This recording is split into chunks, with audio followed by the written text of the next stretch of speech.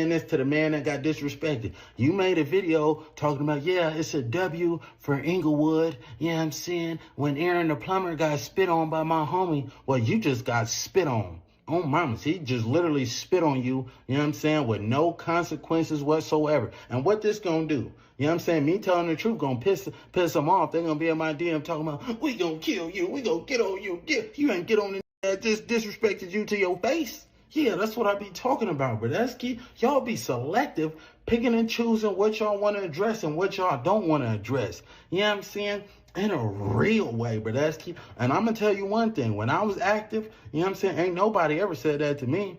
Oh, man, ain't nobody ever said that to my face without no severe consequences, but that's key. But yeah, you in a different position. You got to know when to throw them, know when to fold them. Nah, but that's key. You know what I'm saying? That man knew exactly what he was doing. And Adam put him up to it in a real way. Behind the scenes, Bradesky, Adam for sure. Man, we know his vision is impaired, bro.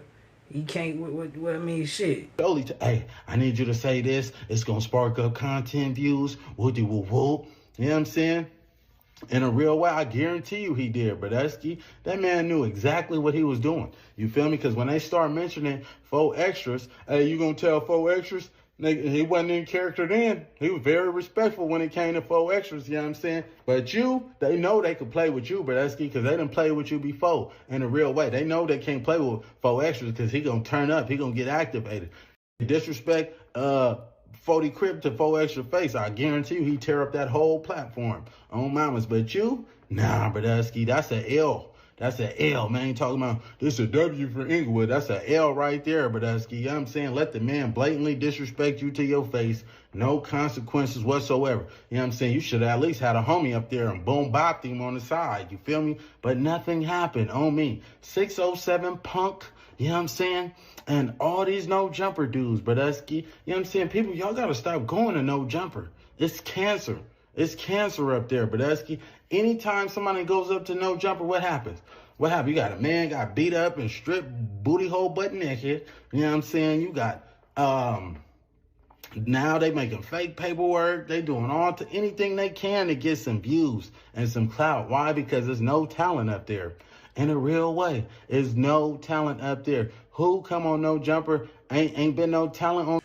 So you remember when 607 said Aaron the plumber or whatever, right? Yeah, had him sent him into one a little bit, bro. He wasn't feeling that shit. 607 end up apologizing, dog. But yeah, bro. So remember he was talking about the fade and this, that, and the third with Foe. Remember when he was pressing him, Foe was pressing him, whatever, he said he had Blick on him whole time, bro. On the security, though, you said he wasn't protecting you. You said he was too small to protect you. Small like he wasn't protected. Did he jump up when that man jumped up at me? I got a gun in my pocket, man. If I shoot him in there, then what? Cold part about it, and really, he would say he was showing restraint and this, that, and the third. But, I seen him, like, fake politicking. I'm going to say that. And it led me to ask the question, is he going to try? Because, everybody, see, I mentioned this in the other little video I did. Everybody ain't just kumbaya in Cali. Yeah, a lot of these gangs be having ops. Enemy of an enemy is a friend type shit, but keep it lit.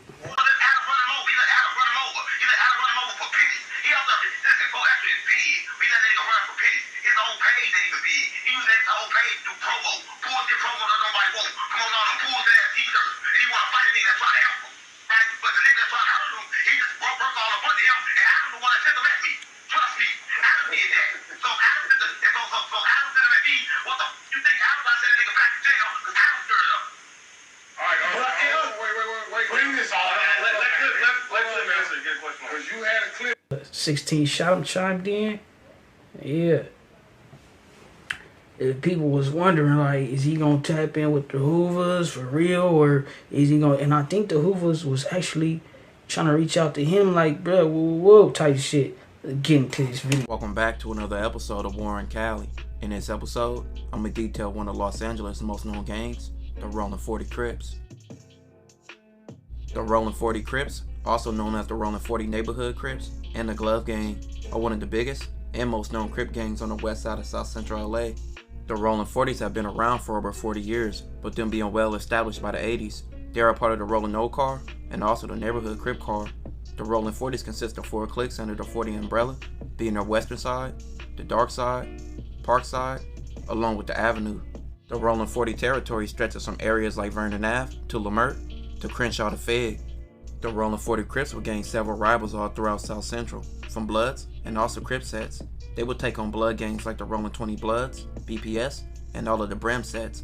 That includes the Fruit Towns, Finesse, and also the Harvard Park Brims, as well as the Hoovas, who will become one of the 40's top enemies. Since the 70s, Crips and Bloods are automatic rivals, but the late 70s and the early 80s, many gangs will become rivals, and the whole Hoover car, who were once Crips in the 70s and 80s, and the Rolling 40s, will go to war. They will start beefing in the early 80s over several incidents between the two gangs. This will lead out to an all-out war between the two gangs that currently still goes on. The Hoovers had sets from 4 Trey to 11 Deuce Hoover holding it down. That's a lot of territory.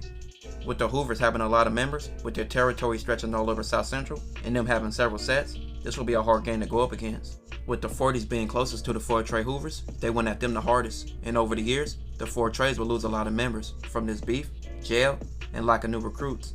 So over time, the 4 Trey Hoovers territory will face a dramatic change, and the 40s will take over that area, and now the area is known as the Dark Side, one of the 40s' most known cliques. The 40s are also known to be for other Crip gangs, like the Trouble Gangster Crips, the A-Trey Gangster Crips, and the Broadway Gangster Crips, among others. Out of all the enemies they have a good amount of allies. The Rolling 40. It's crazy. They was, it's crazy, right? 4 Extra kind of they kind of like put the bully title on him since this interview with 60 him and 607 Unc came out. They like, yeah, he on some bully shit, bro. 100 pounds and whatever have you. But I think he just, like I said in the other video, bro, he really worried. Some niggas is committed and dedicated, bro. Crips are on good terms with gangs like the Rolling 30 Crips and also all the gangs in the neighborhood Crip car, which includes gangs from the 50s to the 100s. Even though the Rolling 40 Crips have several allies that have went to war with them in the past, they had past deadly beefs with the Rolling 30 Crips and also the Rolling 60 Crips at a point. But with that being said, we did some history of the 40s, and let's get into some cases. On August 17th, 2001, Tamika and her boyfriend Anthony planned to spend the night at the Baldwin Hills Motor Inn. They arrived there at midnight, and Anthony paid for their room. Afterwards, they will park in the parking lot. As they got out their car and began grabbing things to go to their room, Tamika noticed 3 men approaching them, 1 Mexican and 2 black. 2 of the men pulled guns on Anthony and Tamika, and the Mexican man said to Anthony, "Where you from, cuz?" Anthony and Tamika said they were grown and that they didn't gangbang. The Mexican man said, "Give me all your money and give me everything you got." Tamika began to hand over her jewelry, and one of the black males snatched her chains off her neck. This made Anthony mad. He said, "This is what you want? You can have this. Who are y'all anyway approaching me asking where I'm from?" He said he was a grown man, and then the Mexican man told his homie to dome Anthony. Tamika begged for his life, but that didn't matter. The Mexican man shot Anthony in the face. Anthony suffered from 5 gunshot wounds, including a fatal wound to the head. The group of 3 men then ran away. This case wouldn't be solved till almost 2 years later. Hersey, who also went by the name Tiny Dark, a man named Dog, and the Mexican shooter was a man named Dopey, who also went by the name Little S.A. They all was from the Rolling 40 Crips. They were all involved in a robbery and also the killing of Anthony. Hersey was the youngest of the group, and the police used that against him and got him to tell on the rest of the group. Hersey would say that him, Dog, and Dopey went to the hotel looking for someone to rob, and that's exactly when they saw the victims. He said Dopey ran up to them and counted to 5 when they didn't get a jury up. He said that's exactly when he shot Anthony in the face. Hersey said he was holding a .380 and he tried shooting the man as well, but he said his gun jammed. Tamika would later get the police the same story, and this would get Hersey and Dopey. And that's the thing, bro. It is who really be legit crash outs though.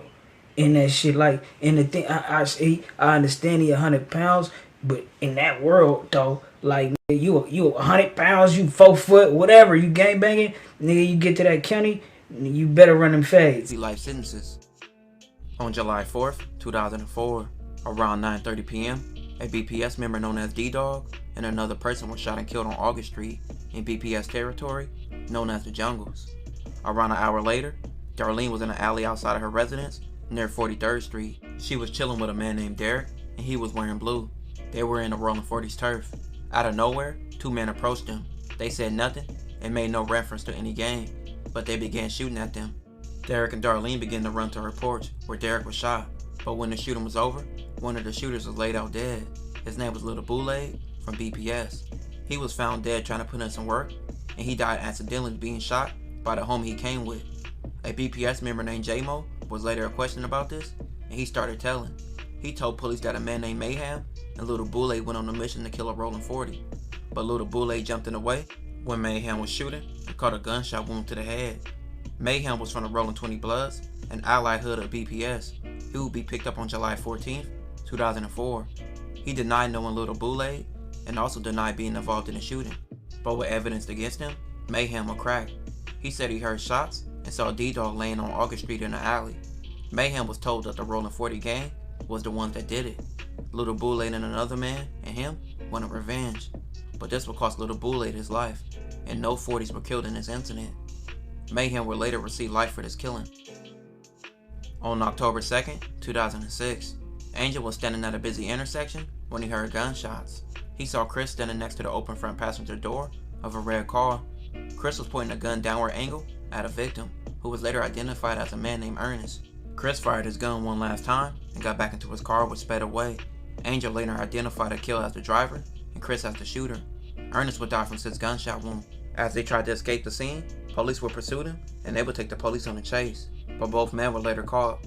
Ernest was a member of the Rolling 40 Crips, and he would get into an altercation with Akil and also Chris. They were from the East Coast Crips, which is an ally to the 40s.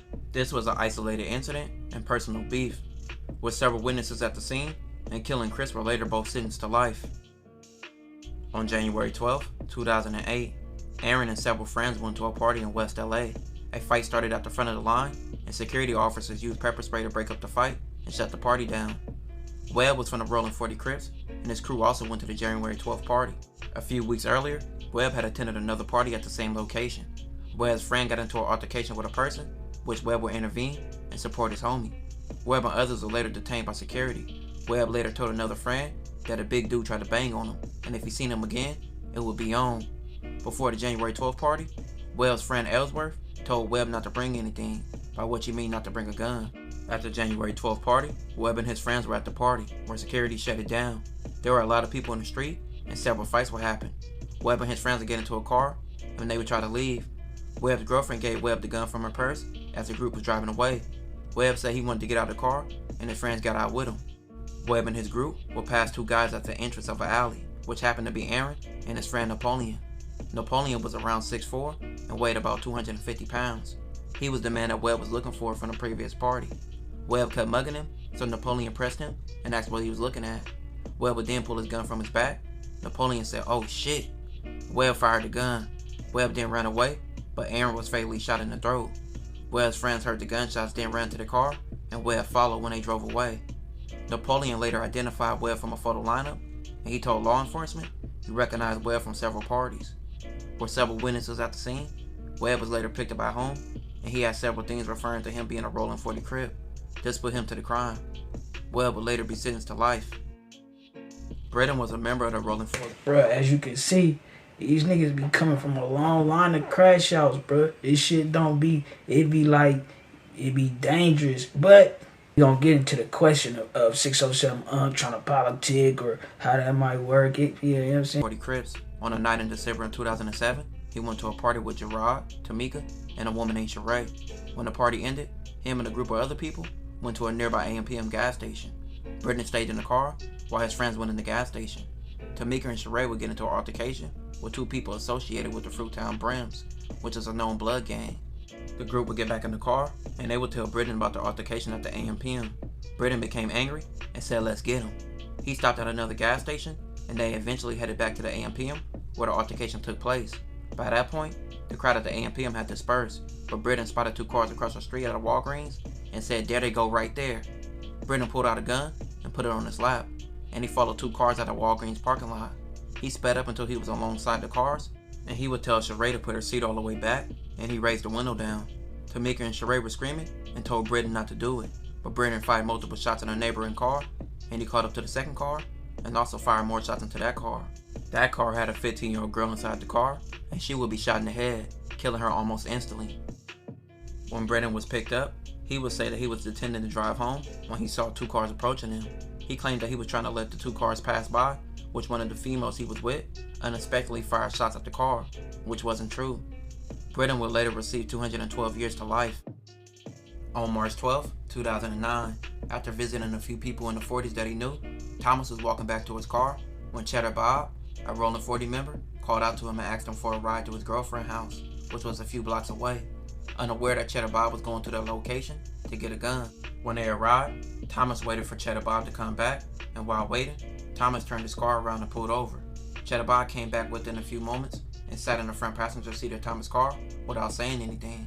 Cheddar Bob then pulled out a gun and aimed him at Thomas' head and fired, shooting Thomas once in the head, neck, and immediately paralyzing him. Still conscious? Shit, bro. Rest in peace to everybody who lost their life, bro, in this video, right? Yeah, so people was posing a question like, oh, you think 607 gonna try to politic, tapping with the Hoovas or whatever? See what y'all don't be feeling. The people from out the way, y'all don't realize that these people, right, be family through different gangs and shit. Like, nigga might have a cousin from the 40s, nigga a cousin from the Hoovas, cousin, you know, type shit. If anything, the politics might work like this, nigga. Yeah, that's our little nigga, whatever. We with him, stall him out, type shit.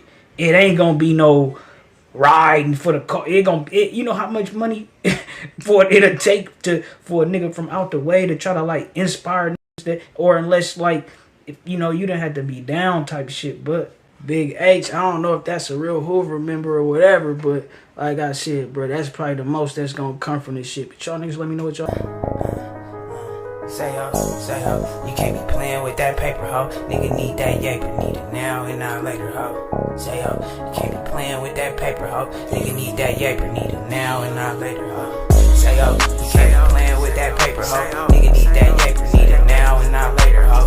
Say ho, you can't be playing with that paper.